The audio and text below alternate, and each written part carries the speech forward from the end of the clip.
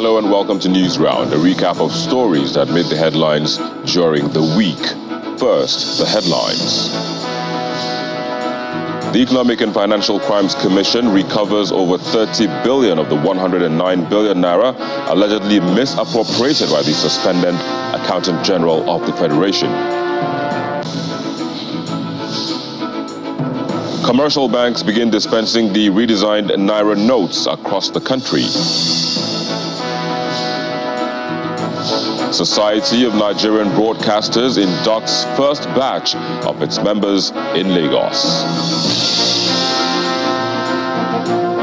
Plus, US-Africa Summit holds in Washington as Biden plans to woo continent's leaders.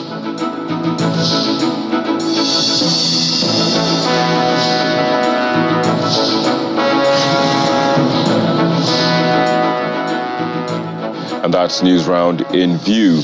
The chairman of the Economic and Financial Crimes Commission has reiterated that its anti-corruption fight is in full swing. Mr. Abdurrashid Bawa stated this at the weekly ministerial briefing in the State House Abuja, where he said over 30 billion naira out of the 109 billion naira allegedly misappropriated by the suspended Accountant General of the Federation, Mr. Ahmed Idris, has been recovered. The 62nd Ministerial Weekly Briefing is anchored by the Economic and Financial Crimes Commission. The chairman of the commission had fresh revelations on the monies recovered from the suspended Accountant General of the Federation, Mr. Ahmed Idris. One of the last major investigations that we did was we arrested the Accountant General of the Federation. The Accountant General of the Federation was arrested. Out of that fraudulent activities, the EFCC have recovered over 30 billion now, and we're already prosecuting them. In the last couple of years, under this administration, is there anybody that has not been investigated? Everybody has been investigated, including the EFCC. There were more recoveries, especially from crude oil royalties. $54 million for NUPRC, in terms of royalty that one of the oil companies have not paid. But our investigation led to that recovery. For the recoveries that we are making for NDDC, for instance, between now and probably next week, we are going to transfer to them about 30 billion naira and about 30 million USD. These are recoveries that we have made from oil companies that have refused to pay the 3% statutory payment to NDDC. And we have also recovered billions of naira in terms of, fraudulent contractual engagement that NDDC have done over the years. And I want to state here that all relevant agencies must open what is called the confiscated properties recovery account. And we paid into that account 120 billion naira and 29 million US dollars. About 6.6 million euros, as well as about 1.1 million pounds into that. And the president have sanctioned that all those monies should be utilized for what? For the provision of critical infrastructure in this country. Just like the recent auction of forfeited vehicles, which are considered proceeds of crime, the Commission plans to extend the auction to forfeited real estate. Very soon, before the end of the year, we are going to publish auctioning of real estate, across 15 locations. And from the list that was given to me now, which is still being, worked on, we are going to dispose over 160 flats, apartments, across these 15 locations in our country. He affirms that high-profile politicians are currently on their watch list. From 195 convictions in 2016, the EFCC boss asserts that 3,615 convictions have been recorded in 2022, many of which are cyber-related crimes. The EFCC boss now is determined more than ever to flush out, erring politicians or officers in its current drive to eradicate corruption in the country. From the presidential villa, Gloria Umezuke, Channels Television News. Now, still on anti-corruption, the Federal Executive Council has reviewed and approved the 2022 draft whistleblower bill to protect whistleblowers who provide information to government authorities. The Minister of Finance, Mrs. Zainab Ahmed, made this known after the Federal Executive Council meeting chaired by the Vice President, Professor Yemi Osinbajo. Just about 10 ministers are physically in attendance as the Vice President, Professor Yemi Osinbajo, chairs the Federal Executive Council meeting on behalf of the President, who is away on official trip in Washington, D.C. Among salient approvals by the Council is that of the 2022 draft whistleblower bill. The federal government originally launched the policy which rewards a whistleblower who provides information about mismanaged or stolen funds in December 2016. We noticed that the whistleblower policy response has lost momentum. And we embarked on engagements in the 6 geopolitical zones. One of the main outcomes that we found is that people are concerned about their safety as a result of providing the information. So this bill is critical to ensure the effectiveness of the intention of the whistleblower policy. The Finance Minister further gives reaction of the effect of the new Naira note on the economy. It's clear that there will be increased financial inclusion because the whole aim is to move financial transactions more to digital transactions rather than physical cash. So far it's looking good and good progress has been made.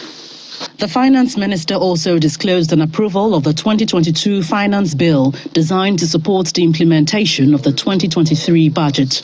The bill that we presented before Council today has 5 focus areas, including tax equity reforms, climate change and green growth provisions, job creation and economic growth reforms, reforming tax incentives, as well as generating revenue and enhancing tax administration. Mr. President will be conveying to the National Assembly a request for the consideration of this bill. The Minister of Power, who has got the Council's approval, totaling 564 million naira for procurement of 20 transformer analyzers, assures that transmission of power will be scaled up. With the various interventions going on, the expansion we're making, 330 line expansion and so many other transmission construction going on, we will increase by the time we are leaving 6,000 capacity on the transmission. Now, representing the head of service of the Federation, the Finance Minister also announced 9.24 billion naira approval for the 2022 and 2023 group life insurance cover for public servants. Gloria Omezuke, Channels Television News. And Nigerians now have in their hands the redesigned Naira notes, and some are already recounting divergent experiences as the commercial banks begin the dispensing of the notes. The governor of the Central Bank of Nigeria, Mr. Godwin Emefiele, had announced December the 15th, 2022 for the unofficial release of the new notes to the Nigerian public. The new Naira notes are in the banks and it's already being disbursed to Nigerians as directed by the Central Bank of Nigeria. From Lagos to Abuja and other parts of the country, some customers are accessing the new notes with excitement. However, the notes are rationed. It's better. It's okay, even though they say they spend more to print this. The texture is okay, it's nice, even though we've not seen the lower denomination like they said. But since we've seen that of 1,000, it's okay. Well, you know, in the Nigeria situation, I would say I'm not disappointed. But the situation of the country, we know if our government promises us something, we have to wait for some time before they implement it. So they just announced it's going to be in circulation today. And getting to the bank, we are not getting the new note. It is not yet Uhuru, as some are still hoping to get the new notes. Some of the automated teller machines, which are supposed to be reconfigured to dispense the new notes, are still dispensing the old notes. They told that they will start using the new money on 15. But I came yesterday And today I come, but I never see the new money. Well, I came into the bank today to make some transactions, to lay a complaint first and also do some transactions. Surprisingly, I was expecting to see the new notes, but it was the old notes that were there. Even some people who were at the stand felt disappointed because they actually came out because they already spent the old notes they were having just to get new notes. And some of them actually went back inside to lay complaints about it, but I just had to live with it and move on with it. Nevertheless, some do not consider the redesigning of the notes as a solution to the nation's economic challenges. Changing the economy of Nigeria is not currency made. It's not a decision that comes from the currency, whether they have printed 1,000, they have printed 500, and any notes. It's not. It's our character. The character of the Nigerians. It is the one that will change the economy of our country. I came today and I will draw new notes. I was expecting I'm going to see a lot of changes in the new note. The only thing I see is just the color. As you can see, I'm showing it. Whereas the dispensing of the new notes officially started on Thursday, December 15, it is still expected to continue until January 31, 2023, when the old notes will no longer be a legal tender in Nigeria. And to security now, 3 gunmen were killed and 2 arrested by the police in the early hours of Monday during a gun duel following an attack on the Imo State headquarters of the Independent National Electoral Commission in Owerri. Unfortunately, the police recorded 2 casualties in the attack. While briefing Governor Hope Uzodimma on the incident, the Commissioner of Police explained that some recoveries were made, including vehicles and ammunition. Everyone here trying to get a glimpse of the 2 arrested gunmen and 3 others neutralized by the force as the State Commissioner of Police briefed the Imo State Governor Hope Uzodimma over an early morning attack on the state headquarters of the Independent National Electoral Commission in Owerri. The gunmen had launched an attack with a dynamite on the police post, which killed 2 officers before proceeding to the INEC office along Port Harcourt Road, where they were repelled by the police and suffered heavy casualty, although parts of the commission's facility were destroyed from dynamite explosion. And back here at the police headquarters, the commissioner relays the sequence of events. What they did was to throw dynamite into one of our hillocks. So they were able to kill 2 of my men, and later proceeded towards Port Harcourt Road. So after getting to Port Harcourt Road, they now went to INEC office. Our men at INEC office now engaged them too, but there were so many. So some of them were now throwing dynamite and petrol bomb into INEC building. So that was why it caught fire. But because of the firing of my men, they were not able to go with one of their vehicles. So they left the Lexus Jeep there. So from there, they were now trying to escape. They don't know about our own strategy too. So they now gave them a hot chase. So we were able to neutralize 3, recover 3 AK, and recover 3 pump actions with some of their IEDs, and in fact about 4 of their vehicles. So these are the 3 being neutralized. Now, we don't stop there. We now went ahead again. We have been able to arrest 2 alive. Governor Uzodimma, who commands the force, maintains that attacks on INEC offices in the state is promoted by the political class who don't want elections to hold. If you collaborate this with events of the past, where I have continuously said that what is happening in Imo State is politically contrived. Some people who think that they can win election, yet they don't want election. How would they then win? INEC does not need this distraction at this point and stage of our elections. And away from the police headquarters, the resident electoral commissioner in the state assures that the attack will not stop the activities of INEC. By the grace of God, we'll go ahead. We have called the policemen to come and help us. I mean, to strategize, recruit, and make make sure that the policemen are there for those that will come and collect their PVCs in the various local governments. Meanwhile, emergency services have brought things under control on the affected structure, and normalcy has been restored as the people of Imo State expect not to see a repeat of this dastardly act as they head to the polls next year. We'll take a break on News Round, and when we return, we'll bring you more stories that made the rounds during the week. Please stay with us. Thank you for staying with us. Now, as Nigerians anticipate the general elections next year, the continued attacks on the independent National Electoral Commission offices in parts of the country is also raising concerns. INEC Chairman Professor Mahmoud Yakubu says if the attacks continue, the elections could be hampered. He expressed this concern during the public hearing of the House of Representatives Ad hoc Committee on the attacks across the country. Since 2019, offices of the Independent National Electoral Commission, INEC, across the country have been soft targets for hoodlums. This has caught the attention of Parliament, and with the general elections just around the corner, the House of Representatives has set up a committee to investigate the matter to forestall further attacks. The offices were destroyed nationwide during the protests. Some of the protests have nothing to do with elections, or by the activities of Boko Haram or bandits or unknown gunmen.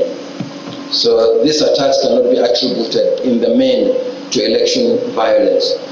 If the suspect involved belong to a particular camp, maybe the governor is in charge of that state and some of his followers were arrested, you see a lot of pressure coming to us, pressure for release, for bail. Even when we deny bail, we charge to court. They go to the court and find a way and release their members. According to statistics from the Electoral Umpire, from 2019 till date, 50 incidents of attacks on INEC officers have been recorded in 15 states. The breakdown shows that in 2019, 8 incidents from 4 states were recorded. The attacks on INEC officers hit an all-time high in 2020 following the NSAS protests, as 22 incidents from 9 states were recorded. In 2021, 12 incidents in 7 states, while 2022 has so far recorded 8 incidents in 5 states. They are Ogun, Osun, Imo, Ebonyi and Enugu states. While the INEC data attributes the incidents to hoodlums and unknown gunmen, the police say fingers point to secessionist agitators in the southeast and south-south. And then the security guards that were employed as INEC are unarmed. The INEC chairman is concerned that the 2023 general elections may be affected. Should such attacks continue at the pace at which they are happening at the moment, the Commission may find it increasingly difficult to recover in good time for the election. If it's about stopping the attacks, yes, we can recover. But if the attacks continue, it will be very difficult for the Commission to recover. Meanwhile, lawmakers are concerned that the attacks on INEC officers have continued because those arrested have not been prosecuted. They turn to the Office of the Attorney General, which is saddled with the responsibility of prosecution, and are shocked by what they hear. As far as the office is concerned, we have not formally received any request for prosecution on that one. That is the content of our letter. But however, as soon as we receive, like all other prosecutions that are ongoing the prosecution that are ongoing? Yes. From which quarters did you receive we normally receive reports. Is it from INEC? Is it from police? DSS. Is it from DSS. How many? There are many. I cannot give the figure exactly, but they are ongoing. And these ongoing ones, are they related to the burning of INEC offices? Of course, yes. Some of them are related. Yes. So you are contradicting yourself. You said you have. No, I'm not trying to contradict. I'm just saying that.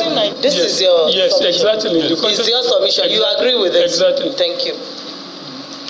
I am further directed to inform you that the request referred above this office is yet to receive any communication on the investigation reports from Office of the Independent National Electoral Commission or any security agencies that investigated the alleged attacks on the... Yes. The electoral body on its part says it will continue to collaborate with security agencies, especially the Nigeria Civil Defense Corps, for improved protection of its facilities. Terry Ikumi, Channels Television News. Now, history has been made as the Society of Nigerian Broadcasters inducted the first batch of its members in Lagos. The event, which was held in the amphitheater at Channels Television's global headquarters, had veterans in the profession, including former Nigerian Television Authority Directors General Mr. Vincent Maduka and Mr. Shingle Wigwe, and inductees from across broadcast platforms in attendance. Given his keynote speech at the induction, the chairman, Channels Media Group, Dr. John Momo, painted a picture of the changing media landscape in the light of digital transformation and challenged players in the industry to adapt. Legends, familiar faces in the industry, those who have shaped media practice in the country are in the room. On behalf of the patron and the steering committee, it's a blend of different generations of broadcast journalists brought together by the Society of Nigerian Broadcasters, also known as SMB. Out of the four that registered SMB in 1994, only two. For many years after the idea of the society was conceived, it never saw the light of day. But according to Dr. Yemisi Bangboshe, this induction means SMB has taken off officially. What we are doing today is building on solid foundation laid by our progenitors. A functional SMB, however, will help in no small way to professionalize the practice of broadcasting, serve as the advocacy body for the practitioners, and bridge the gap between the old and new practitioners. The veterans in the auditorium weighing on the critical issue of maintaining standards. They also provide answers to the question of who should regulate the broadcasting profession. We should consider a situation in which regulation of the practice, regulation of the profession of broadcasting is in the hands of broadcasters themselves. That is called self-regulation by those who know what it is, what is the right thing to do. We're being regulated by a body that is not required to be competent in broadcasting, and that is acting on behalf of the powerful, whom you are supposed to hold to account. So there seems to be something wrong there. The fact that we're going to establish an institute for training broadcasters, it becomes very essential that broadcasters are trained. It becomes very essential because it is important that when we have broadcasters, there is a way you have to judge broadcasters, somebody who is fit to be in that place and broadcasting. The spectrum is overcrowded with too many radio and television stations that nobody is thinking of viability at all. In Ibadan, where I live, there are 40 stations. Yeah, the population can support it, but the economy cannot. And so you have so many stations now looking for buyers because they are unable to economically run the station. And the keynote speaker is none other than the chairman of Channels Media Group, Dr. John Momo. He speaks on challenges, prospects, and professionalism in the media space. It is obvious that the digital age has led to massive disruption in its sector of the business. And as a result of these changes, content creators are one step closer to the audiences, which now wield greater power in determining what is served by the media. Responsible journalism entails that whatever facts and figures are gathered are cross-checked, double-checked, triple-checked, and reconfirmed before presenting such to the public for consumption. Remember, any misinformation by the media is always difficult to retrieve, and effects could be devastating.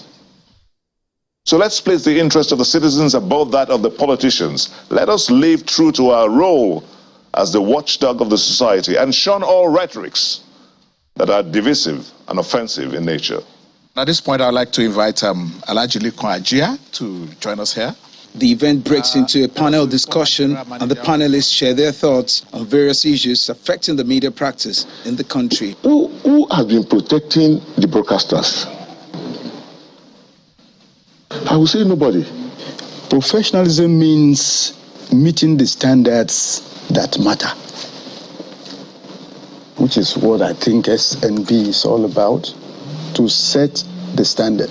The conventional mass media have also had to embrace this new digital media. So if you can't beat them, you join them. Your name? Do solemnly swear.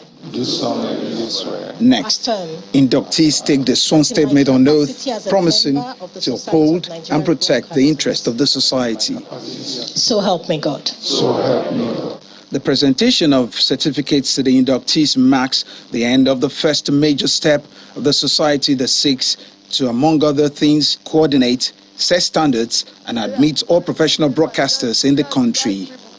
Dari Ido, Channels Television News. And on the foreign scene, delegations from 49 countries and the African Union were in attendance at the three-day U.S.-Africa Leaders Summit in Washington, which began on Tuesday. It is the first of its kind since 2014. High on the expectations is President Joe Biden's announcement of U.S. support for the African Union's admission to the G20 as a permanent member. And it is on that note that we wrap it up on the program today. Thank you so very much for watching. I'm Victor Matthias. Have a great evening.